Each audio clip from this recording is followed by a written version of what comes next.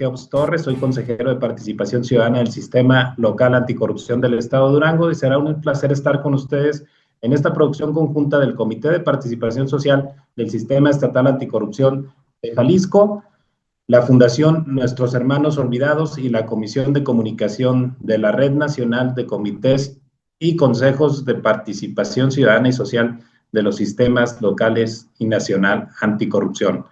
Las y los invito a seguirnos, interactuar y enviarnos sus preguntas a través de nuestras redes sociales. Me acompañan para conducir este programa mi estimada colega comisionada de Participación Social, presidenta del Sistema Estatal Anticorrupción del Estado de Jalisco, Neira Godoy. Además, la reconocida excomisionada presidenta del Sistema Estatal Anticorrupción del Estado de Oaxaca y activista social, Reina Santillán. Gracias por su presencia. Neira, adelante, danos la introducción para este importante programa del día de hoy. Muchas gracias, estimado Keops. Al igual que tú, saludo con muchísimo afecto a las personas invitadas en este episodio número 160 de Tejiendo Redes Anticorrupción, este programa exitoso que nace en Oaxaca con la titularidad de nuestra compañera Reina. Me da muchísimo gusto igualmente saludar a las personas que nos acompañan en la sala y a quienes nos siguen a través de redes sociales. Si ustedes quieren saber un poco más sobre cómo se gestan y cuáles son los alcances que tienen las políticas en el ámbito local, las políticas anticorrupción, por favor, no se desaparten de sus pantallas. Hoy nos acompañan dos estudiosos del tema. Está con nosotros Diego Armando y la colega Erika Lorena. Ellos vienen a tratar justo este tema. El día de hoy, el programa ha sido titulado Perspectivas de las políticas anticorrupción en el ámbito local. Y para presentarles, le paso el micrófono a mi compañera Reina Santillán. Muy buenos días, seguimos en la transmisión. Buenos días a todas y todos. Pues con el gusto de leer una breve síntesis curricular de dos grandes invitados que tenemos el día de hoy. Pues bien, Diego Armando Cuellar Lazo es doctorante en Políticas Públicas del CIDE, miembro del Laboratorio de Gobiernos Locales, cuenta con una maestría en Políticas Públicas de la Flaxo, Ecuador, y una especialización en Gestión de Ciudad y Territorio de la Universidad Externado de Colombia. Su experiencia profesional se ha enfocado principalmente en gobiernos locales y a nivel académico ha sido profesor invitado a cursos de política comparada y métodos cuantitativos de la Flaxo Ecuador. Pues bien, de su gran trayectoria hicimos este pequeño resumen. También tenemos una pequeña síntesis de la maestra Erika Lorena Quinto Lorenzo. Ella es maestra en Fiscalización y Control Gubernamental por la Universidad de Sonora, licenciada en Ciencias Políticas y Administración Pública por el Colegio de Veracruz. Ha colaborado en diversas instituciones, incluyendo la Universidad de Sonora, el Ayuntamiento de Jalapa y el sector privado, desempeñándose en áreas de presupuestación, planeación, proyectos municipales y educación superior. Cuenta con artículos publicados abordando temas sobre la cultura tributaria, sistemas anticorrupción, el costo de la representatividad política en México y análisis del gasto e inversión para la educación en México. Sus líneas de investigación son políticas anticorrupción, rendición de cuentas, fiscalización, partidos políticos y procesos electorales. Actualmente estudia el doctorado en Ciencias Sociales en el Colegio Mexiquense Asociación Civil con el proyecto de investigación doctoral sobre la implementación de los sistemas municipales anticorrupción en el Estado de México. Pues bienvenidas y bienvenido nuestros invitados y también quienes nos acompañan para escuchar este grandioso tema que son las políticas públicas desde una perspectiva de género. Pues les regreso los micrófonos. Adelante, muchas gracias. Gracias, querida Reina. Saludar a los que nos acompañan en esta sala. Tenemos presencia, participación de colegas de los comités y consejos de participación ciudadana de los sistemas anticorrupción de distintas partes del país. Tenemos también representantes de los órganos internos de control y tenemos participación de sociedad civil. En un momento más me permitiré nombrarlos de manera particular. Y bueno, continuaríamos con la explicación de cómo vamos a llevar a cabo este programa. Para un mejor desarrollo del mismo, lo dividiremos en 4 secciones. La primera será el alcance de las políticas anticorrupción en el ámbito local. La segunda será la instrumentación e implementación. La tercera, las conclusiones. Y la cuarta, las preguntas, saludos del público participante y la entrega de los merecidos reconocimientos. Iniciaremos con el maestro Diego. Maestro, desde una perspectiva de políticas públicas, ¿cómo el proceso de instrumentación en el ámbito municipal predetermina los límites de la implementación, convirtiendo soluciones técnicas en barreras políticas que impiden la efectividad real de la lucha anticorrupción? Si es tan amable.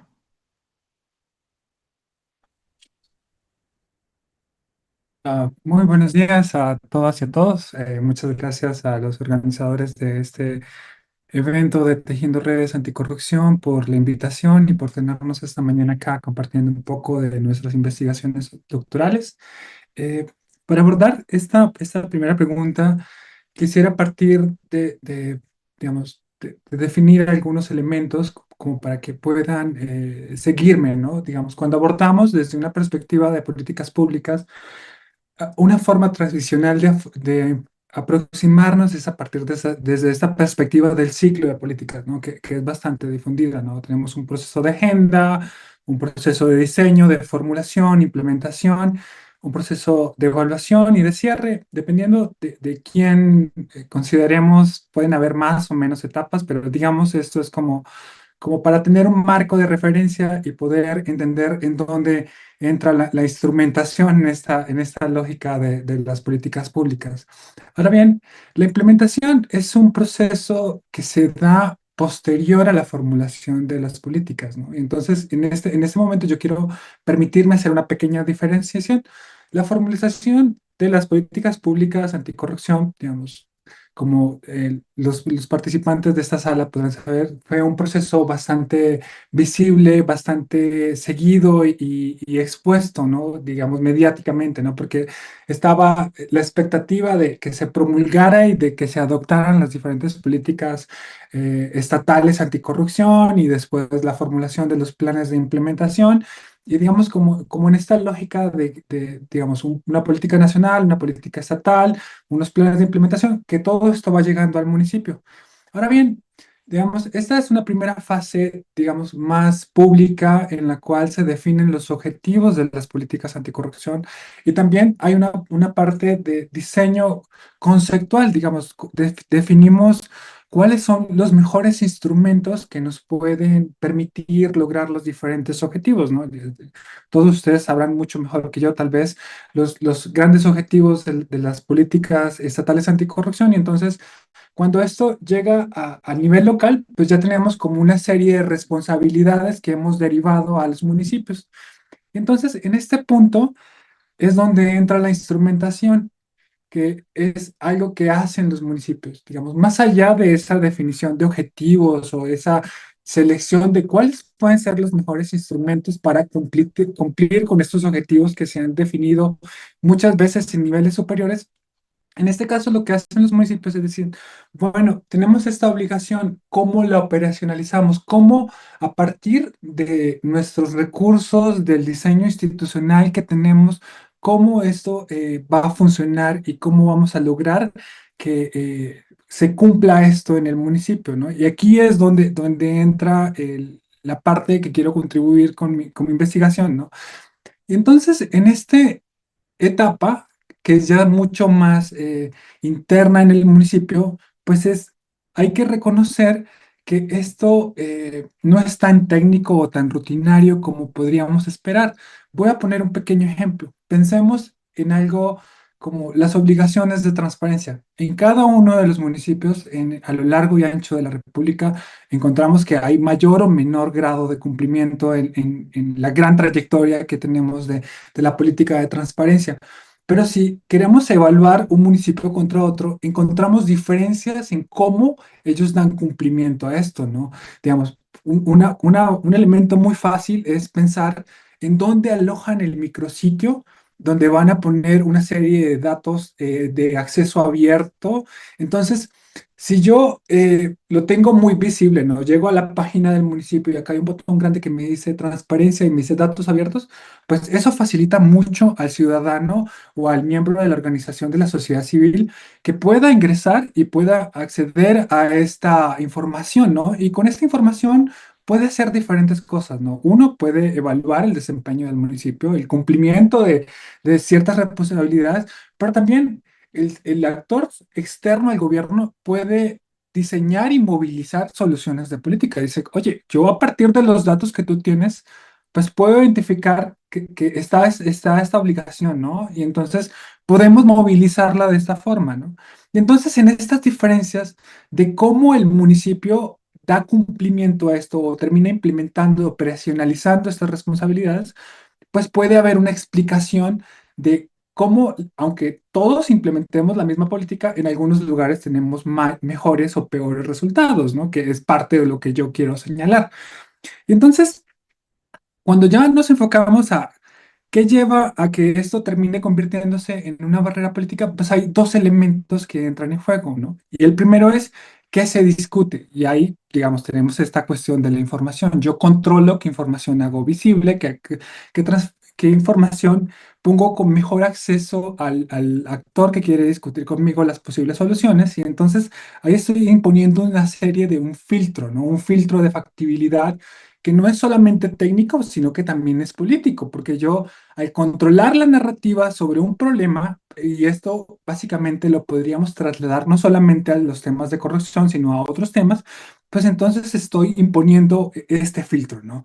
Y el segundo tema, el segundo elemento que interactúa después de qué se discute es quién se discute, ¿no? Y entonces este punto es interesante porque podemos reconocer que a nivel local encontramos comisiones, comités, consejos en los cuales en diferentes temas de política, en diferentes, digamos, en las diferentes obligaciones del municipio, en el ejercicio de sus funciones, pues hay espacios para que diferentes actores, digamos, para que hayan uno o dos ciudadanos o que hayan empresarios o que hayan representantes de diferentes grupos de la sociedad, pues puedan movilizar y opinar sobre cuáles deberían ser las prioridades del municipio en relación a ciertas ejecuciones de presupuesto, por ejemplo. Entonces, esto genera otra dinámica. Como yo controlo la convocatoria para integrar estos mecanismos, estos espacios de diálogo, estos mecanismos de participación, si queremos denominarlos de esta forma, pues, también resulta que en algunos casos yo defino cómo los selecciono, ¿no? Esto no es uniforme en todos los municipios. Hay municipios en los cuales tienen, digamos, delegan la selección de estos actores a otros organismos para evitar justamente esta serie de conflictos. Pero también algo que he encontrado en mi investigación es que hay casos en los cuales incluso en la misma normatividad dice cuál es el mecanismo, ¿no? Dicen, para un comité de obra pública o para un comité de adquisición, el participante ciudadano tiene que venir recomendado por un consejo, por una cámara. Y entonces, ¿qué pasa? Que el mecanismo de selección de estos actores está sesgado y termina generando una especie de conflicto de interés, que es muy difícil de probar, pero si yo como cámara de construcción puedo recomendar a alguien para que sea parte de este comité de obra o de este comité de adquisiciones, y después este comité va a tener una posición sobre cómo adjudicamos o cómo otorgamos la ejecución de ciertos presupuestos, pues entonces estamos generando un círculo en el cual pues yo soy parte y yo también me beneficio de eso, ¿no? Y entonces, esto es interesante porque cuando yo controlo la información y cuando yo controlo estos espacios en los que se toman esta serie de decisiones, pues podemos llevar a situaciones en las que llegamos a no decisiones o tratamos de dilatarlo, postergarlo, ¿no? Como estas nominaciones técnicas, pero que en realidad, si lo entendemos bien, pues hay un trasfondo político porque no queremos que haya afectación sobre lo que existe, ¿no? Y entonces podemos resumir esto en expresiones como, ¿cuál es la prisa? ¿No? O sea, cuando nos dicen, ¿por qué no se ha tomado una determinación sobre esto? ¿Por qué no se ha promulgado este instrumento o este plan de implementación o este programa institucional anticorrupción? Pues nos pueden decir cuál es la prisa, ¿no? Y la prisa es que no queremos que esto afecte nuestros intereses, porque finalmente cuando adoptamos e implementamos instrumentos de política orientados a un problema público, pues estamos cambiando cómo se distribuyen las cargas y beneficios que existen a nivel local en torno a este problema público. Podemos pensarlo y esto podemos trasladarlo a cualquier sector, digamos. Puedo poner un ejemplo cualquiera. Pensemos en acceso al agua, ¿no? Digamos, si invertimos recursos públicos en mejorar el tratamiento del agua, pues entonces estos ciudadanos tendrán acceso a agua y no tendrán que comprar botellones de agua. Entonces, esto está afectando los intereses económicos de alguien más, ¿no? Pero esta dinámica podemos trasladarla fácilmente a cualquier sector de política. Entonces, ¿cómo la instrumentación se convierte en una barrera política? Pues primero, controlando el debate, controlando la información y segundo, controlando los espacios institucionales en donde se discuten y quiénes discuten estas decisiones de política. Entonces, básicamente, ese sería el primer punto de partida en torno a esta pregunta, estimado Keos. Muchas gracias, estimado Diego. Muy interesante esta reflexión inicial de las barreras, de los límites para la implementación de las políticas públicas. Ahora continuaríamos con la maestra Erika. Maestra, desde una mirada organizacional, ¿qué observa de la política anticorrupción que se está construyendo a través de la implementación de los sistemas municipales anticorrupción? Muchas gracias. Gracias a ti. No omito también agradecer la oportunidad y el espacio para estar el día de hoy con ustedes. Y bueno, me parece importante recalcar, o bueno, más bien lo que recalcó el colega sobre cómo la instrumentalización puede fijar los límites a la implementación y en este sentido, y desde ahí pues quiero mover un poco el foco al caso particular del Sistema Nacional Anticorrupción y preguntarnos qué ocurre cuando tenemos pues estos instrumentos.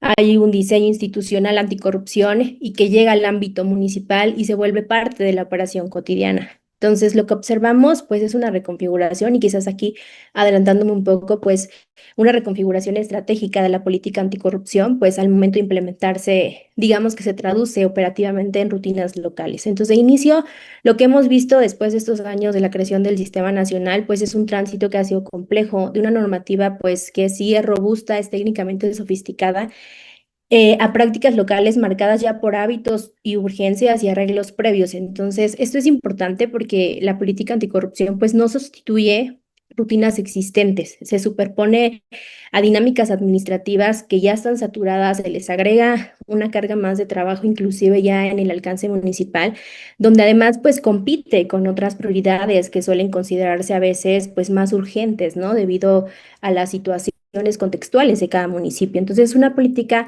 pensada con una lógica de réplica, mismos instrumentos, mismas estructuras, independientemente del contexto municipal. Y bueno, cuando se decide involucrar a los municipios, no solamente como sujetos obligados, sino como espacios de réplica del propio sistema a través de sistemas municipales, creo yo que se alcanza como el punto máximo de una instrumentalización de la política y con ello pues se trasladan todos estos problemas de implementación, pero el ámbito municipal no comparte las mismas características que los estados o que el espacio federal. Entonces la política deja de ser solo un ideal normativo y se convierte pues también en un problema operativo. ¿Cómo cumplir sin desestabilizar los equilibrios locales? Entonces aquí aparece una diferencia clave entre entidades.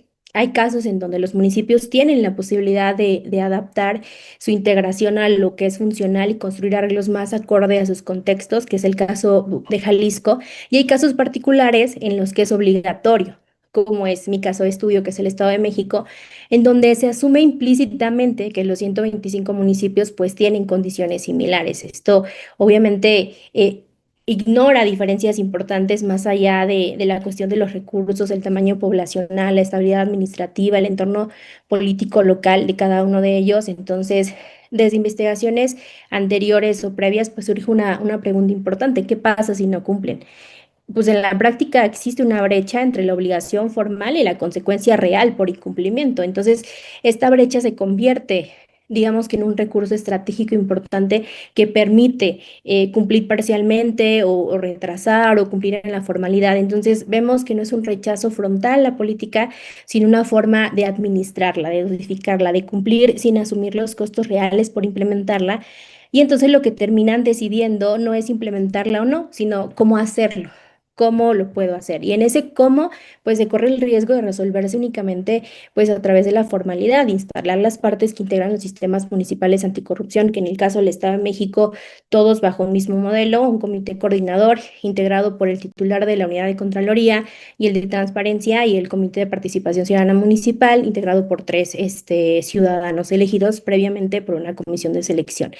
Se emiten documentos, se cumplen plazos visibles y pues también en ese cómo yo agregaría que está profundamente condicionado por la posición que ocupan los actores dentro de este entramado municipal y por el margen real que tienen para alterar los procesos y rutinas existentes. Entonces creo que si bien hay grandes o están cargados de grandes expectativas, los márgenes reales pues son limitados. Entonces, sobre todo porque al involucrar las autoridades municipales y a los actores ciudadanos dentro de este arreglo, al tener que implementar en conjunto los sistemas municipales, pues aparecen complejidades evidentes.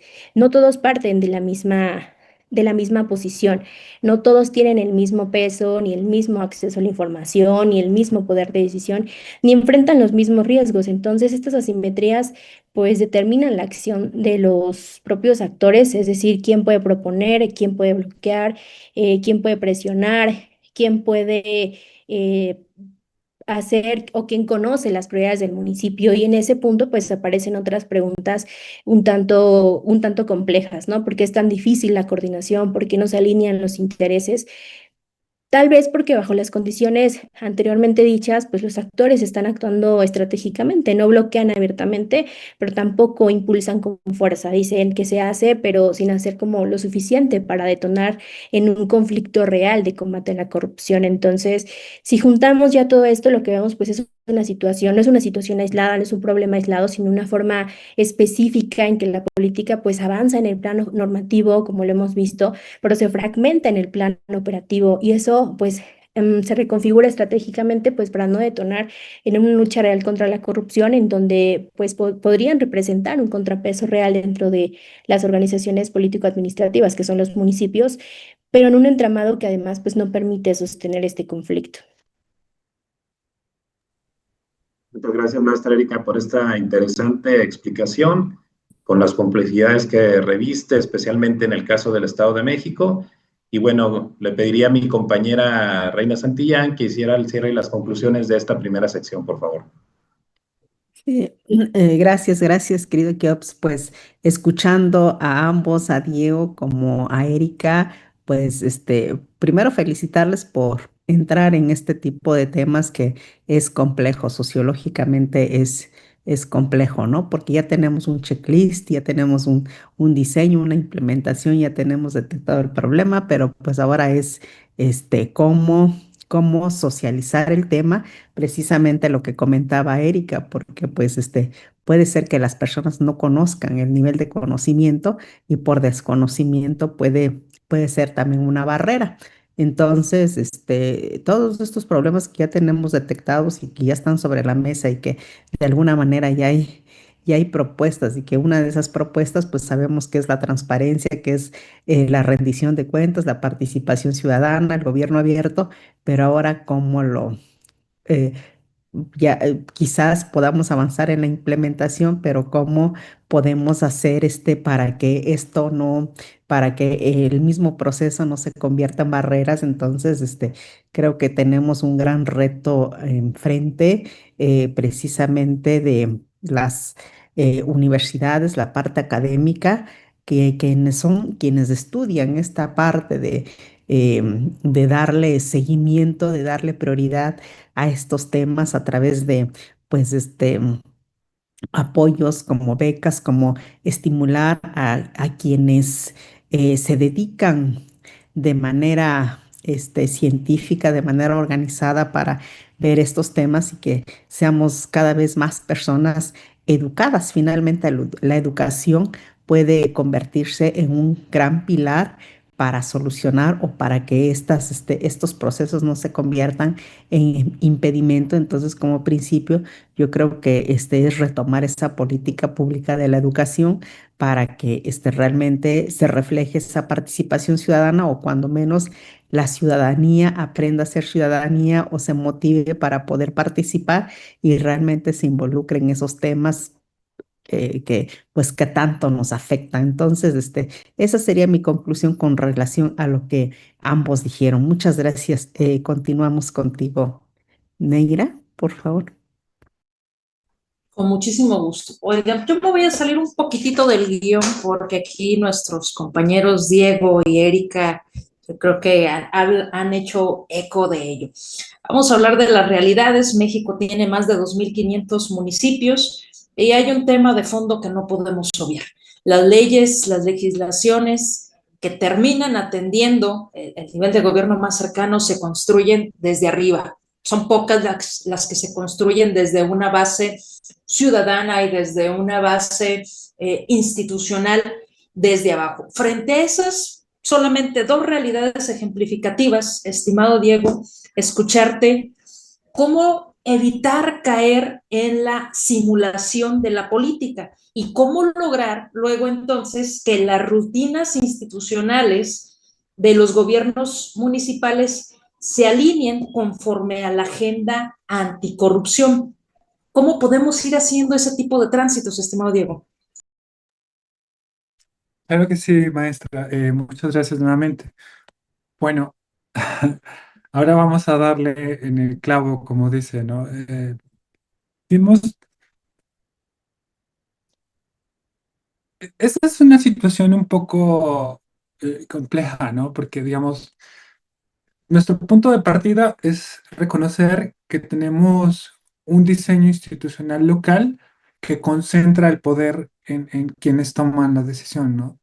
Y entonces, desde afuera estamos los ciudadanos y estamos las diferentes organizaciones de la sociedad civil que queremos mantener un cierto régimen de rendición de cuentas y que consideramos que en muchas ocasiones las respuestas de política como que no nos incluyen a todos, ¿no? Sabemos digamos, esta dinámica democrática lleva a que la persona que se elige, pues es el que tiene más votos, ¿no? Pero finalmente cuando están en su ejercicio de gobierno, uno esperaría que su ejercicio, pues, representa los intereses de toda la ciudadanía, ¿no?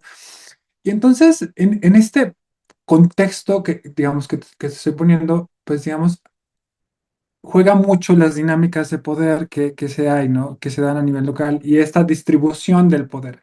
Entonces, lo que yo he encontrado y que quisiera como poder señalar en este punto es que se dan, digamos, como dos formas de grados de exposición.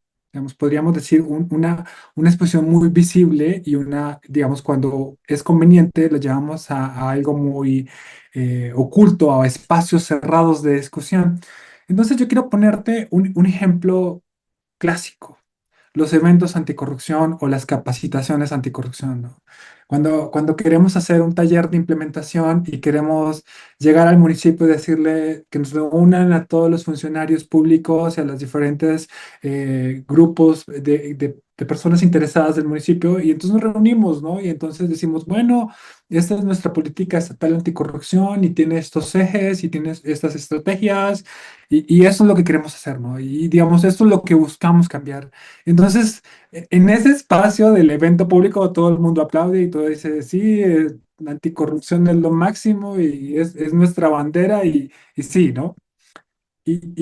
Bueno, y entonces, esto es interesante porque en muchas ocasiones encontramos que desarrollar este tipo de eventos en ciertos municipios o en los municipios tiene un efecto que es eleva un cierto costo político, ¿no? Y entonces esto es interesante porque luego lleva a que en muchos casos estos municipios adopten o promulguen lo que denominamos los planes institucionales anticorrupción, ¿no? Y eso es importante, esto es importante. Hay que reconocer que los diferentes pasos en este largo camino, porque desafortunadamente no es tan inmediato, poder abordar la corrupción y poder solucionarla, pero requiere de una serie de elementos necesarios, ¿no? Que en muchos casos el problema es que no terminan siendo suficientes, pero es parte del camino, ¿no?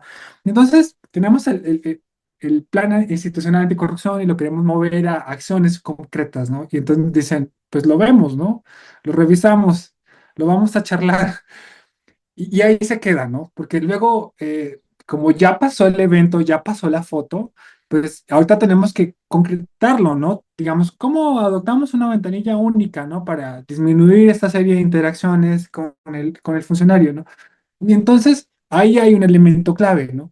Que las personas que están en el poder o las que más poderosas tienen esa habilidad o esa capacidad de cambiar el foco, ¿no? De mayor exposición a menor exposición y trasladar esta decisión a un espacio más técnico.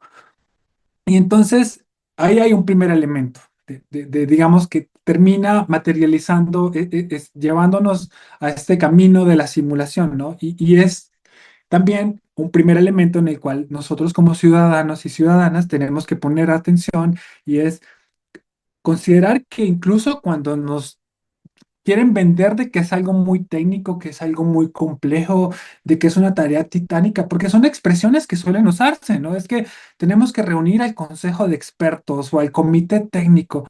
Pues lo que están haciendo es que están desplazando esta decisión y están encapsulándolo en una habitación en la cual no quieren dejarnos entrar porque dicen, pues es que tú no le sabes, ¿no? Y entonces nosotros somos los que sabemos y entonces ahí hay un primer elemento.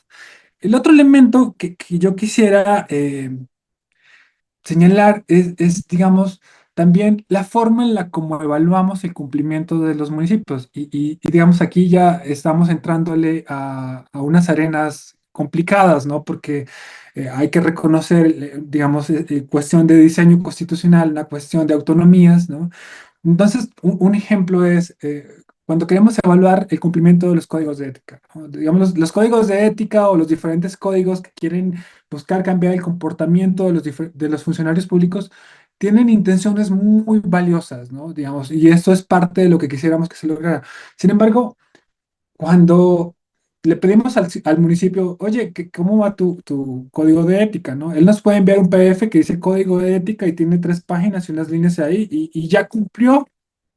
Entonces, ahí hay otro elemento, ¿no? Que también termina llevando a este escenario, ¿no? Porque hay un cumplimiento formal, pero esto no nos permite evaluar lo que decía la maestra Erika, cómo se cambian estas rutinas y estos procedimientos internamente en la institución. Y indiscutiblemente me alineo también a lo que decía la maestra Reina Santillán, pues necesitamos formar a la ciudadanía y que la ciudadanía sepa ser ciudadanía, porque también hay que romper esta expectativa de que todo recae sobre la institución pública o sobre las autoridades públicas, ¿no? Nosotros también somos parte de este escenario y entonces necesitamos cumplir con nuestra obligación como ciudadanos, como parte de la solución y poder conocer cómo movilizarnos, porque luego el punto es que no sabemos a qué puerta tenemos que tocar, ¿no? No sabemos cuál es el procedimiento a seguir y todo esto genera costos, ¿no? Y entonces, si tomamos el caso de Zapopan o de Guadalajara, bueno, ellos tienen recursos y hay organizaciones de la sociedad civil que se movilizan, hay universidades, pero si nos movemos a otro municipio pequeño en la sierra, alejado, que no hay un medio de comunicación, pues la dinámica ya cambia, ¿no? Y entonces los desequilibrios de poder son diferentes y entonces cuando tú controlas eso, pues es complicado. Pero entonces el punto, el cómo evitamos llevar esta simulación, indiscutiblemente es evitar que se apague el ruido, ¿no? Que se apaguen las voces, sino que logremos mantener la atención sobre estos procesos, ¿no? Y no es solamente como ya se promulgó el plan institucional anticorrupción y ya con eso la logramos, no, tenemos que poder definir mecanismos para poder darle seguimiento a esto y cómo esto termina desarrollándose en la práctica, para que no simplemente se cumpla en un palomazo que formal que el municipio ya cumplió y en realidad las prácticas y las dinámicas internas terminan sin lograr nada, ¿no? Entonces nos da este escenario de cumplimiento formal, pero totalmente inalterado internamente el proceso, ¿no? Si quisiéramos desplazarlo a otro ejemplo, podríamos pensar en los mismos órganos internos de control. los órganos internos de control podemos verlos también desde una perspectiva como un instrumento de política. Y entonces el municipio decide muchos elementos de cómo termina operando, ¿no? Le definimos cuántos recursos técnicos, cuánto recurso humano, cuánta autonomía en sí misma, ¿no? Y desafortunadamente, partiendo desde el mecanismo de selección del titular de la Contraloría, del órgano interno de control, pues ya estamos limitando mucho el ejercicio.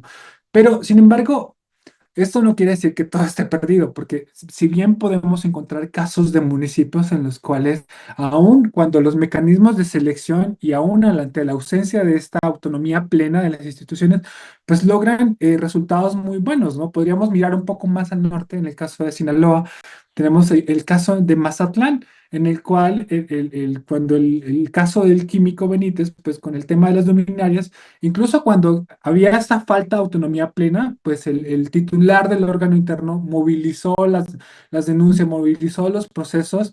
Y claro, hay que reconocer que no fue solamente el titular del órgano interno de control, sino que también estaba la organización de la sociedad civil, el Observatorio Ciudadano, que también, Observatorio Mazatlán, que fue muy importante en este proceso. Entonces, lo que quiero decir es que es muy importante que haya, digamos, esta formación de ciudadanía para que logramos mantener a las autoridades públicas sometidas a un régimen de rendición de cuentas, a que mantengamos ante escrutinio sus decisiones, no solamente de que haya un cumplimiento formal, sino que logramos democratizar la decisión y la justificación de la decisión, que eso es lo importante, ¿no? Digamos, más allá de que la autoridad pública tome la decisión que nosotros consideramos que es la más relevante o la adecuada para un sector o una política, pues es que se haya esta transparencia sobre qué motivó la decisión y cómo se lleva este proceso, que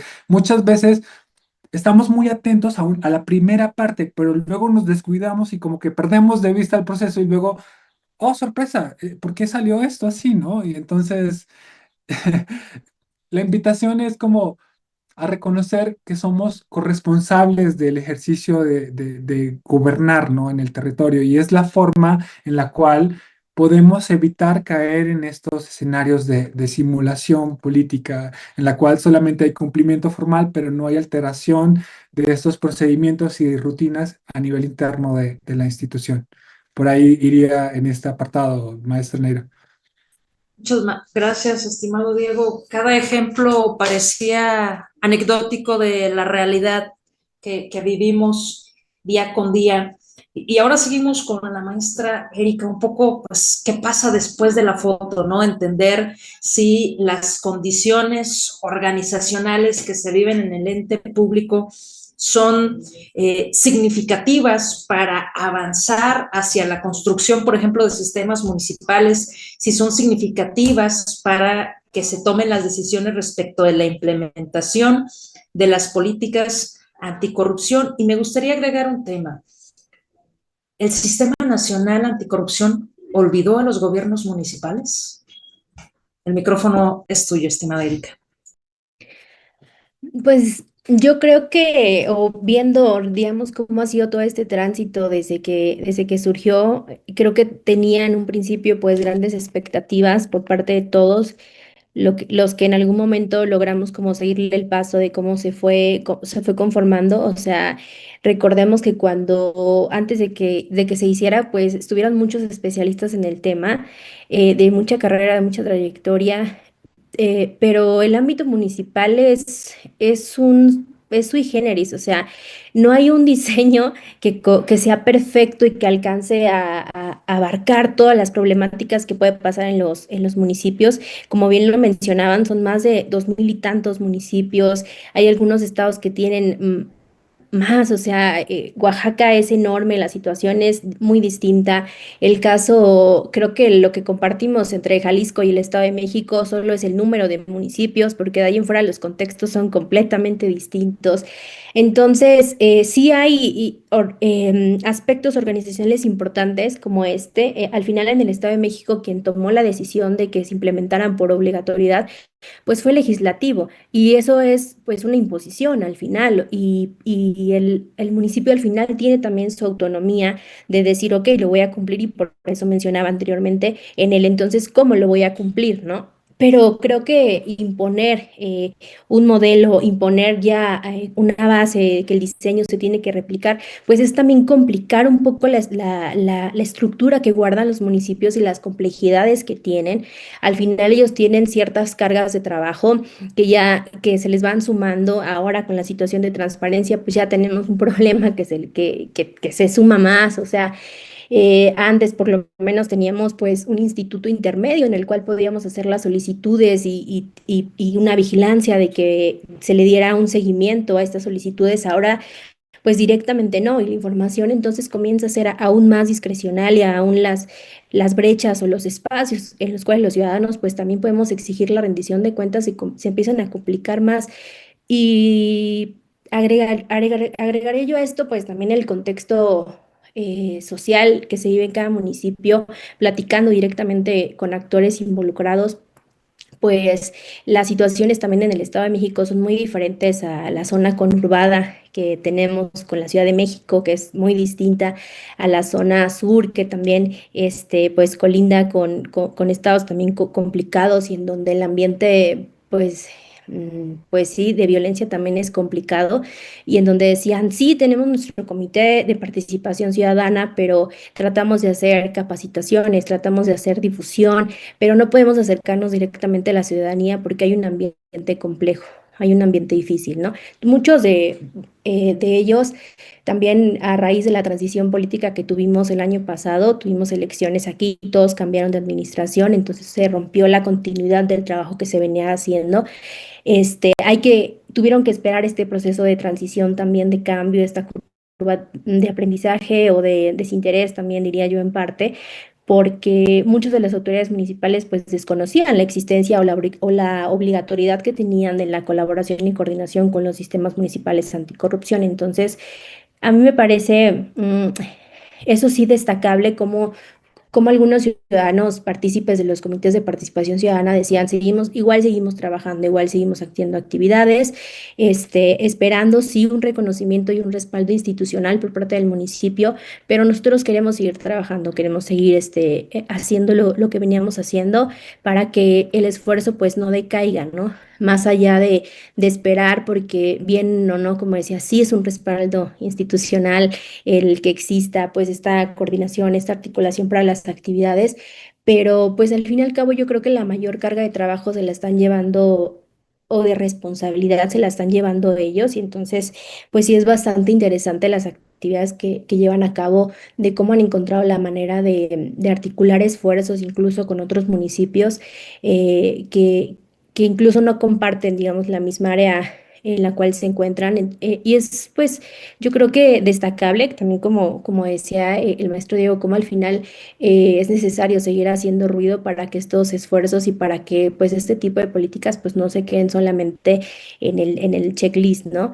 Entonces, bueno, yo creo que desde ahí podría decir algunos otros aspectos organizacionales también bastante complejos, pero bueno, dejemos un poco para las siguientes participaciones. Gracias, estimada maestra Erika, por estos puntos de vista que dejas sobre la mesa y me uno al reconocimiento a las y los servidores públicos que están en el ámbito local, que hacen lo ordinario y lo extraordinario por siempre estar presentes y siempre estar con acciones propositivas en pro de la agenda anticorrupción. Lo digo con claridad, con sistema o sin sistema. Le cedo el uso de la voz a mi compañera Reina para las conclusiones de esta sección. Muchas gracias, querida Neira. Pues interesante nuevamente escuchar estos planteamientos que nos hacen. Me llama mucho la atención poder hablar claro con estos temas, con ponerle nombre y apellido. Creo que hemos normalizado la simulación. Desafortunadamente en el discurso normalizamos la simulación, sobre todo cuando vienen campañas políticas y nos prometen el sol y las estrellas y todo lo bonito, el paraíso y todo, y al siguiente día llegamos nuevamente al infierno, ¿no? Entonces, como lo normalizamos tanto que todas estas políticas, pues también cuesta trabajo que logremos la efectividad, el desempeño, el cumplimiento de todos los requerimientos técnicos que debemos de obtener. Entonces, yo creo que ahí es donde tenemos que educar principalmente a nuestros políticos, o nuevamente regresamos a la educación electoral de la ciudadanía, de que cuando elegimos a a nuestras autoridades, pues tenemos que tener bien exactamente, no querer escuchar lo bueno, porque ellos nos dicen lo que queremos escuchar. Entonces, y en el proceso que se va haciendo esas políticas, pues también como bien dijeron, viene la foto, viene el evento, viene el discurso, viene la simulación, se termina el evento y ahí quedó, ¿no? Entonces, seguimos teniendo los peores resultados en el ámbito internacional en cuanto a corrupción. La percepción de las personas sigue siendo la misma porque la han vivido una y otra vez, de que seguimos en un país de muchos políticos corruptos, muchas autoridades corruptas. Entonces esto no ayuda en nada. Entonces volvemos a caer en esa dichosa frase, ¿no? Yo hago de que trabajo y tú haces de que me pagas, ¿no? Entonces ambos simulamos, tanto ciudadanía como autoridades, y eso no nos beneficia porque no hemos llegado a ese punto de eliminar, de no acostumbrarse a eso, ¿no? De que nos digan, que nos hablen mucho, nos digan mucho, que esas políticas ya estén ahí y quizás hasta implementadas, pero guardadas en el cajón. Un código de ética lo encuentra uno en el cajón, un código de ética, como decían, a lo mejor de 20, 200 hojas, pero pues no se lleva a cabo. Entonces, creo que desde la ciudadanía tenemos que empezar todas esas políticas anticorrupción, llamadas políticas de integridad. Entonces, hay mucho que hacer ahora en cuanto a los sistemas municipales. Pues desafortunadamente, cierto, nuestra realidad son 2.475 municipios en el país, que solo reciben el 6% del presupuesto global de los 10 billones de pesos. Entonces, que tampoco tienen mucho recurso como para implementar todas estas políticas públicas, y que a veces quisiéramos que resuelvan todas las necesidades por la cercanía que tienen a la sociedad, pero pues sin embargo todo ese recurso está tanto federal, 68% federal, 26% estatal. Entonces, es preocupante, pero sin embargo, aunque se les diera a los municipios, pues tampoco han resultado muy buenos administradores. Por lo tanto, pues también no podríamos avanzar mucho. Quizás se nos incrementaría más el problema de la corrupción. Entonces, es complejo. Quizás requeramos una reestructura de la división del recurso tributario, de la contribución tributaria, en este caso de los impuestos directos y los impuestos indirectos, sobre todo la problemática que estamos viviendo. Pero pues yo no he escuchado ningún político que toque el tema o que diga, pues llevamos más de 80 años o 90 años con el mismo sistema tributario, y vamos a ver con la ley de coordinación fiscal que hacemos. Nadie lo ha dicho, porque pues esa conveniencia precisamente de estas personas que se dedican a hacer política, ¿verdad? Entonces, todavía tenemos grandes retos, grandes problemas, que tenemos que poner el dedo en la llaga y hablarlo y no normalizarlo. Creo que esa va a ser nuestra gran tarea y nuestro gran reto, con todos los elementos que nos dan los estudiosos del tema, tanto Diego como Erika, y así como muchas otras personas. Pues pasamos a la siguiente sección, que es la tercera sección, en donde a mí me gustaría, ya después de que hablamos de todos los problemas y que pareciera no tener fin esto, pero sin embargo creo que hemos tenido algunos ejemplos, grandes ejemplos en el país, que pudieran funcionar. Maestro Diego, ¿qué estrategias crees que ha resultado efectiva para que los actores no gubernamentales, como es la sociedad civil, académica, prensa, empresarial, eleven el costo político de la opacidad y logren que la instrumentación de políticas deje de responder a los intereses de las élites locales y, claro está, comiencen a generar mejoras marginales en el problema público? Te cedo el uso de la voz. Muchas gracias. Muchas gracias, maestra Santillán. Bueno, digamos que esta es la parte más importante, diría yo, poder identificar qué nos puede ser útil, qué nos puede ser práctico, ¿no? Porque finalmente todos reconocemos que enfrentamos un problema complejo y lo enfrentamos en nuestro día a día y eso, digamos, es algo que ya está muy documentado, pero lo importante es cómo logramos empezar a recuperar terreno y empezar a movilizar soluciones, ¿no? Y entonces quiero compartirles un poco de lo que he encontrado en el ejercicio de mi investigación, ¿no? Y el primer elemento es que es importante reconocer, digamos, que hay que hacer un cambio de visión, ¿no?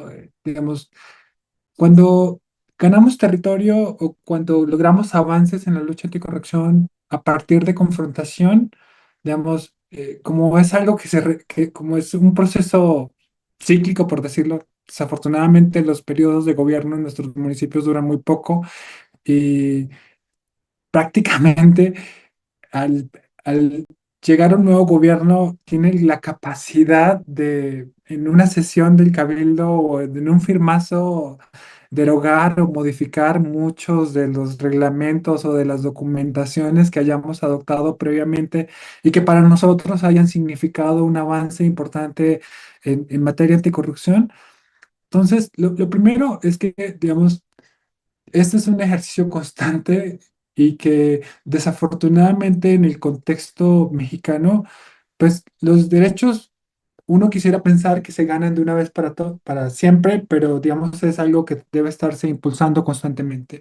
Y entonces, esto implica un cambio de mentalidad de cómo se da esto, ¿no? Digamos, no solamente desde una perspectiva de la confrontación, que es valiosa porque a veces necesitamos llegar en una forma de, necesitamos parar esto y en esta lógica aumentar el costo político, digamos, esa exhibición pública como una herramienta de presión siempre ha sido algo que ha logrado resultados, ¿no? Digamos, porque finalmente a los presidentes municipales, a los diferentes servidores públicos, digamos, les aterra esa exhibición y, digamos, no les gusta que se les señale públicamente. Pero digamos, con esto podemos empezar a romper el ciclo, ¿no? A hacer visible que hay algo que está mal o que se está tomando una decisión que afecta a la ciudadanía, que afecta al erario público. Y entonces, digamos, esto nos permite generar una oportunidad, una coyuntura en la cual podemos impulsar cambios. Pero luego también lo que necesitamos es que no quedarnos solos, sino hacer red, como digamos, como es lo decía la maestra Neira en otra ocasión. Para nosotros es importante hacer red, cada vez seamos más, que nos podamos unir, digamos, y entonces lo que logra esto es que no sea solito una institución la que está ejerciendo presión, sino que nuestra red ciudadana anticorrupción, en la cual nos agrupamos 10 organizaciones de la sociedad civil y 30 ciudadanos que tienen, digamos, una cierta visibilidad, pues entonces nos convertimos en un actor relevante que puede ser tenido en cuenta en estos espacios de decisión, ¿no? Y además, pues lo que logramos también es complementar nuestra capacidad de vigilancia y de movilización. Entonces, digamos, una forma en la que yo he identificado que podemos lograr romper estos ciclos de reproducción, ¿no? Porque, digamos, lo que encontramos es que como que pasa lo mismo y pasa lo mismo y pasa lo mismo. Entonces, una acción que podemos hacer es, uno, elevar el costo político, la exhibición pública de las cosas que pasan en el municipio, pero no podemos hacerlo solo y entonces la forma de hacerlo es a partir de consolidarnos como un actor social, pero agremiándonos con otros, ¿no? Porque somos muchos los que interesamos. Y aquí algo que quiero señalar que es interesante es que luego tenemos que lograr cambiar la forma en la que entendemos la anticorrupción o la forma en la que la ciudadanía comprende la corrupción, porque muchas veces nos limitamos a pensar que la corrupción es que se robaron 600 millones de pesos en un contrato público, ¿no? Y compraron unas luminarias a 100 veces el sobrecosto. Y vemos la corrupción como ese escándalo que afectó el presupuesto público a través de una contratación pero también tenemos que entender que la corrupción se materializa en muchas otras formas que impactan nuestra vida, en el acceso a servicios públicos, en el acceso a la educación, al acueducto, a los demás, pero también que en diferentes sectores también hay materializaciones de eso, digamos, hay esta intersección de la cual tal vez se ha discutido en otras perspectivas, ¿no? Como lo decía la maestra Santillana al inicio, cuando vemos desde una perspectiva de género, pues nos damos cuenta que las organizaciones que promueven los temas de género, pues también están afectadas por la corrupción, ¿no? Entonces, lo que quiero decir es que incluso cuando nosotros como actores de la sociedad civil o actores ciudadanos no nos movilicemos directamente por la corrupción, pues sí terminamos siendo impactados por esta, ¿no? Y entonces es importante hacer ese reconocimiento y esa visibilidad, ¿no? Entonces, estos serían dos elementos. Y aquí, el tercer elemento que definitivamente quiero recalcar fue el que señalaba al principio el maestro Santillán, ¿no? Es la educación. La educación indiscutiblemente será un pilar y una herramienta fundamental porque luchar contra la corrupción o cambiar esto es un proceso generacional, ¿no? Entonces necesitamos formar mejores ciudadanos, formar digamos, que nuestros niñas y niños, digamos, no crezcan bajo una perspectiva de que normalicemos la simulación, de que normalicemos el atajo, de que normalicemos el ser el oportunista. Y esto no solamente se refleja en las acciones del gobierno, ¿no? Sino en las acciones diarias cuando nosotros nos decidimos que en lugar de darle la vuelta a la manzana, pues yo tomo aquí por la mitad del parque en mi moto y entonces llego más rápido, ¿no? O cuando voy al banco o a pagar algo, veo un conocido más adelante en la fila y voy, lo saludo y le digo como, oye, ¿cómo estás? Y me meto ahí, ¿no? Entonces, digamos que enfrentar un problema como la corrupción requiere de muchas acciones y algunas son más simples de lo que esperamos y digamos, parte de ese ejercicio de aprender a ser ciudadanos. Entonces, cuando empezamos a reconocer que lo que hemos tomado como dado en realidad es algo incorrecto, empezaremos a construir este camino de cambio que, digamos, que toma tiempo, pero creo que serían elementos que quisiera dejar, ¿no?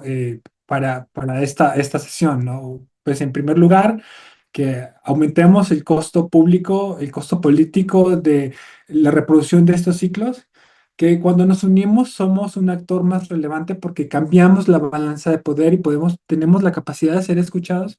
Y sí, indiscutiblemente la formación de ciudadanía y la educación son claves para esto. Eso diría por este momento, maestra. Muchas gracias. Muchas gracias, gracias, Diego. Muy bien, y pues a continuación pasamos con la pregunta de Erika. ¿Qué experiencia y o aprendizaje clave identificas tanto para quienes diseñan e implementan las políticas anticorrupción como para quienes investigan o participan en ellas? Por favor, te cedo el uso de la voz. Gracias. Bueno, tomando como un poco las intervenciones anteriores que hemos tenido, pues las políticas no fracasan únicamente por falta, pues, de instrumentos o porque se repliquen los diseños, sino porque se están insertando, pues, en organizaciones político-administrativas complejas y creo que desde ahí, pues, el aprendizaje, pues, son distintos dependiendo de quién esté mirando, participando. Yo diría que en cuanto al diseño, pues, no es que esté mal o que las cosas nunca vayan a funcionar, sino que pues el aprendizaje real es cuando las políticas caen ya en terreno municipal y pues no basta con replicar las estructuras, sino que si bien, claro, tienen tener un diseño, pues guarda una cierta lógica de réplica, ¿no? Permite pues una coherencia normativa, un lenguaje común, ciertos estándares mínimos, también pues complica para los diversos contextos. Entonces, en este primer aprendizaje diría yo que hay que hacerlo con la conciencia de que su implementación pues va a ser diversa, o sea, puede haber coherencia normativa, pero no garantiza la coherencia operativa. Y un segundo aprendizaje desde quienes implementan, pues implementar una política en el ámbito municipal no es sencillo, implica coordinar actores que no siempre pues tienen las mismas prioridades, sostener procesos en medios de transiciones políticas y mantener pues activos espacios que no siempre pues son prioridad para las administraciones en turno. Entonces eso pues exige tiempo, exige persistencia y pues también pues conocimiento y participación. En varios casos pues se da por hecho que la ciudadanía conoce qué es un sistema, qué herramientas existen, si existen consejos, si existen comités de participación ciudadana, pero pues esto no ocurre en automático, o sea, se necesita hacer una difusión, espacios donde la ciudadanía tenga un acercamiento con estas figuras y sepan para qué pueden ser utilizadas y también cómo pueden participar. Al final, se planteaba, ¿no? Que pues se puede utilizar las políticas, la instrumentalización, la implementación estratégicamente, pues para crear simulación política, donde yo agregaría que esta simulación pues no aparece de la nada, o sea, es posible porque descansa ya en estas organizaciones que en muchos casos pues operan simulando desde antes. Entonces eso impacta en la implementación de toda la política durante pues todo el curso. Entonces, por ejemplo, desde el mismo origen, en el caso de los sistemas municipales, eh, ahora que, bueno, alcancé a leer algunos comentarios que estaban aquí que hablaban de espacios cómo los espacios de discrecionalidad influyen en la implementación y en la participación ciudadana, pues particularmente siempre que se conozcan ciertas brechas o ciertos espacios por parte de los distintos actores, pues van a ser ocupados de alguna u otra manera o tienen este como riesgo de ser cooptados, ¿no?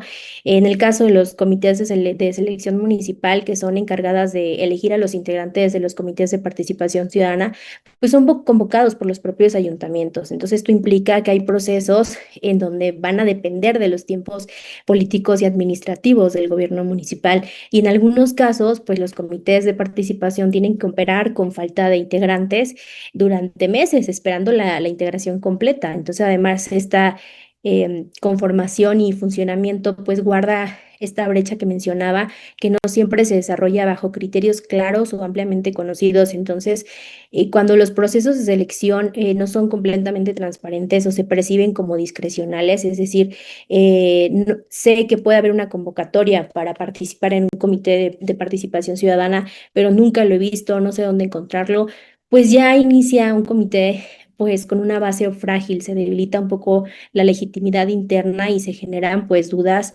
sobre la independencia de estos comités con respecto a los ayuntamientos y se condiciona de alguna manera pues el margen de acción del propio sistema municipal. Entonces, desde aquí las trayectorias de implementación que los sistemas pueden tener pues no comienzan ya cuando están integrados, sino desde un momento antes. Entonces, porque se define quién puede integrarlo y bajo qué condiciones. Entonces, en algunos casos llegan estos nuevos integrantes que están vinculados a decisiones de la autoridad municipal y son espacios pues que quedan ahí, o sea, que quedan en la discreción. Entonces, por eso es importante el conocimiento, la difusión de que existen estos espacios, ¿no?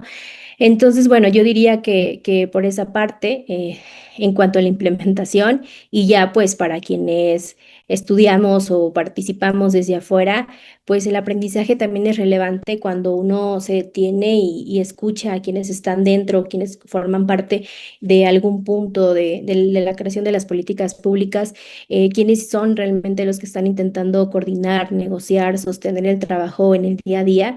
Y pues aquí aparece una capa distinta de la política, o sea, recuperar esas experiencias pues es clave para reconocer entonces en dónde se están atorando los procesos, qué estrategias han funcionado, no solamente en un mismo estado, sino en otro estado, dónde hay márgenes de acción, qué ajustes pueden hacerse. Entonces, las mejoras en el combate a la corrupción en el ámbito local probablemente pues no serán espectaculares ni inmediatas en muchos casos, pero pues serán marginales y esos cambios yo creo que como mejor comunicación, pues mayor claridad, el trabajo en red, al final pues ayudarán y se irán acumulando, ¿no? Entonces, para poder identificarlos y fortalecerlos, pues necesitamos escuchar a quienes están en contacto directo en algún punto del proceso, ya sea de instrumentalización o de implementación. Y bueno, ya para cerrar la idea, en el caso particular de los sistemas municipales anticorrupción, pues nos muestran que la lucha en el anticorrupción en el ámbito pues municipal es compleja, es lenta, pero pues no está inmóvil, ¿no? Se construye en el día a día, en ajustes pequeños, en relaciones que se fortalecen, en aprendizajes que se acumulan y que tal vez el mayor reto pues no sea encontrar el diseño perfecto, como decía hace rato, pero pues sí aprender, ¿no? A sostener los procesos, aprender de la experiencia y poco a poco ir viendo de qué manera abrir esos márgenes de acción que hoy parecen pues muy estrechos.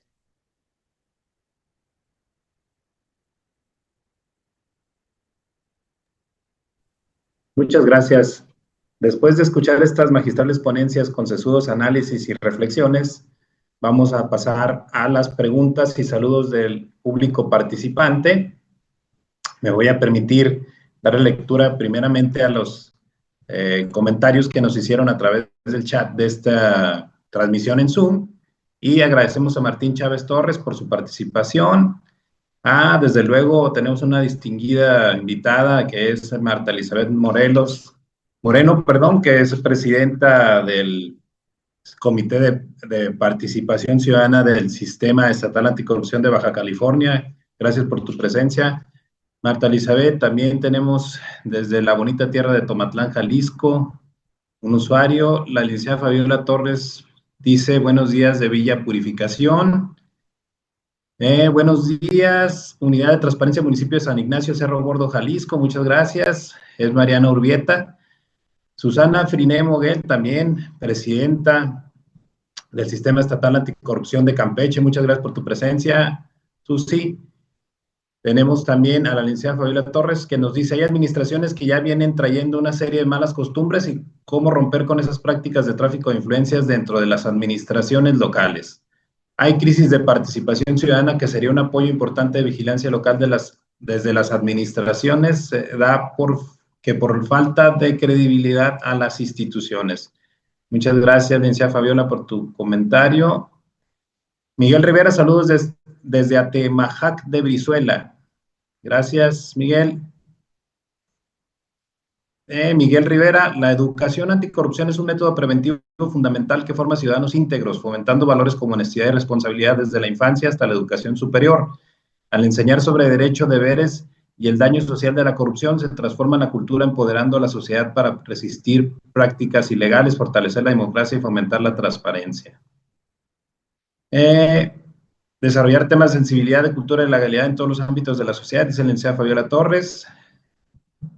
Nuestra colega Susana, presidenta de Baja California, nos dice, los retos muestran que la corrupción en el ámbito local no se combate solo con normas, sino con instituciones fuertes, autonomía política y participación ciudadana efectiva. Sin atender estas condiciones, las políticas anticorrupción ponen el riesgo de quedarse en el papel. Quienes tenemos participación ciudadana activa sabemos que no es fácil, pero no hay que desanimarnos y seguir sembrando semillas, ser ciudadano ante cualquier adversidad. Gracias, presidenta de Campeche, me equivoqué, dije Baja California, pero es de Campeche. José Luis, se pretende como siempre que los municipios hagan más con menos y desafortunadamente todo recae en materia de corrupción y transparencia. En los órganos internos de control será lo que se puede mientras se pueda. Gracias, José Luis, por tu comentario. Y le contesta a nuestro ponente, el maestro Diego Cuellar, ese continuo proceso de delegación sin una asignación de más recursos lleva a un escenario de rebasamiento de las capacidades que solo alimenta una narrativa de disfuncionalidad en las instituciones. Cuauhtémoc Tobar, combatir la corrupción es muy difícil debido a que es algo que está muy arraigado desde hace mucho tiempo en los municipios pequeños todavía más, ya que los órganos internos de control están muy limitados tanto en presupuesto como en personal. Se debe fortalecer más los mecanismos de prevención. Muchas gracias, Cuauhtémoc. Pasaría ahora a los comentarios de las redes sociales, si me permiten un momento para abrirlo. Me parece, estimado Keops, que había una manita levantada justo de José Sí, Luis hace un momento, David, pero ya no la veo. Y ahorita le damos participación. Dice Aarón Durán, excelente tema. Nidia Zúñiga Salazar, muy acertado el ponente Diego, lo importante es no desanimar, no todo está perdido, continuar con la capacitación de la ciudadanía, propiciar el interés ciudadano y orillar a la voluntad política. Gracias, Nidia. Liderlis Martínez García nos pone unas manitas aplaudiendo. Gracias, Liderlis. Nidia Zúñiga Salazar, totalmente de acuerdo, ante la simulación se pierde la credibilidad. Marta Lazo Serrano Dios te bendiga grandemente, hijo. Excelente presentación. Muy bien. Gracias por la participación, Marta Lazo. Me imagino que es la mamá de nuestro buen ponente. Traes muy buena porra, estimado Diego. Ya quisiera yo ese tipo de porras. Y dice Mayra Alejandra, grandes aportaciones para la continuidad de la lucha anticorrupción. Felicidades, doctor Diego y doctor Erika, por sus valiosas intervenciones. Gracias, Mayra, por tu participación. José Ernesto Carreño, bueno, muchas felicidades al doctor y a la doctora Erika. Liderlis Martínez García, completamente de acuerdo, la educación es fundamental para educar y tener un pueblo culto. Felicidades a la doctora y al doctor Diego, gracias a la coordinación por crear estos espacios de reflexión y lucha anticorrupción. Al contrario, gracias a ustedes, Liderlis, por su participación y por seguirnos. Luis Torres, grandes ponentes, doctor Diego y doctor Erika, felicitaciones, saludos desde Colombia. Muchas gracias a ustedes por su participación, especialmente este participante internacional. Saludos hasta la bonita Colombia. Y adelante, José Luis, si eres tan amable de hacer tu comentario o pregunta. Mi nombre es Martín Chávez Torres, nada más que aparece como José Luis. Una disculpa, adelante. El comentario pues, de que quieren que se haga más con menos en materia de transparencia y anticorrupción, y más ahora que pues desapareció el INAI, en este caso en Jalisco el ITEI. Ahora pues, se va a cargar mucho el trabajo y somos unipersonales los OIC. Se habla ahorita de los municipios pequeños, donde se dice un comentario que la corrupción. También se dijo por algunos de los ponentes que hace falta un cambio generacional, yo diría que también institucional. Hay que atenderlo desde las instituciones. Cuando llegue alguien a las instituciones a laborar, pues darles a conocer el código de ética, el reglamento del sistema municipal anticorrupción, la normatividad.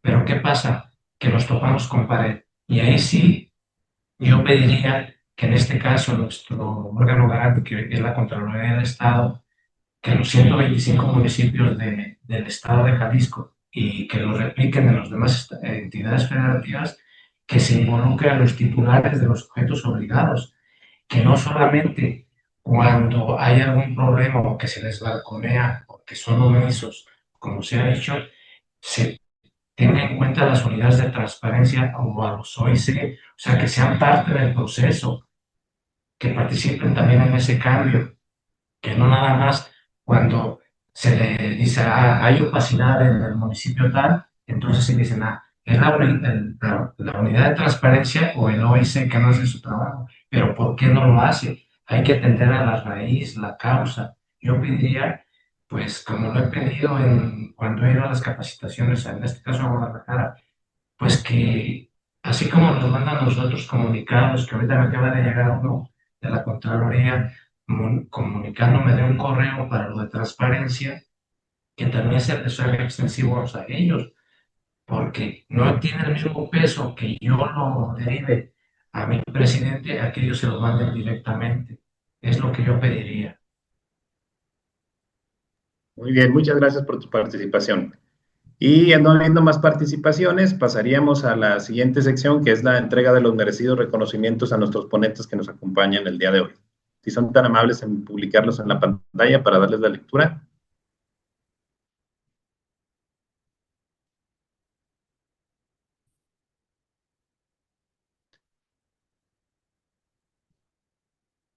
El Comité de Participación Social del Sistema Estatal Anticorrupción de Jalisco, la Fundación Nuestros Hermanos Olvidados y la Comisión de Comunicación de la Red Nacional de Comités y Consejos de Participación Ciudadana y Social de los Sistemas Locales y Nacional Anticorrupción otorgan el presente reconocimiento a la maestra Erika Lorena Quinto Lorenzo, doctorante en Ciencias Sociales en el Colegio Mexiquense Asociación Civil, por su participación en el programa Tejiendo Redes Anticorrupción con el tema Perspectiva de las Políticas Anticorrupción en el ámbito local. Fechado el 25 de febrero de 2026, firman la maestra Neira Josefa Godoy Rodríguez, presidenta del Comité de Participación Social del Sistema Estatal Anticorrupción de Jalisco, presidenta del Sistema Estatal Anticorrupción de Jalisco, y maestra Reina Miguel Santillán, directora de la Fundación Nuestros Hermanos Olvidados, y el de la voz, maestro Keops Gibran Torres Hernández, presidente de la Comisión de Comunicación de la Red Nacional. Enhorabuena, maestra, muchas gracias por tu participación. Pasaríamos ahora al siguiente. En los mismos términos, se entrega el presente reconocimiento al maestro Diego Armando Cuellar Lázaro, doctorante en el CIDE e integrante de LocalGov, por su participación en el programa Tejiendo Redes Anticorrupción con el tema Perspectiva de las políticas anticorrupción en el ámbito local. A 25 de febrero de 2026, firman la maestra Neira Josefa Godoy Rodríguez, presidenta del Sistema Estatal Anticorrupción de Jalisco, la maestra Reina Miguel Santillán, directora de la Fundación Nuestros Hermanos Olvidados, y el de La Voz, Keops Giurán Torres Hernández, presidente de la Comisión de Comunicación de la Red Nacional. Muchas gracias, maestro Diego. Enhorabuena también por tu participación.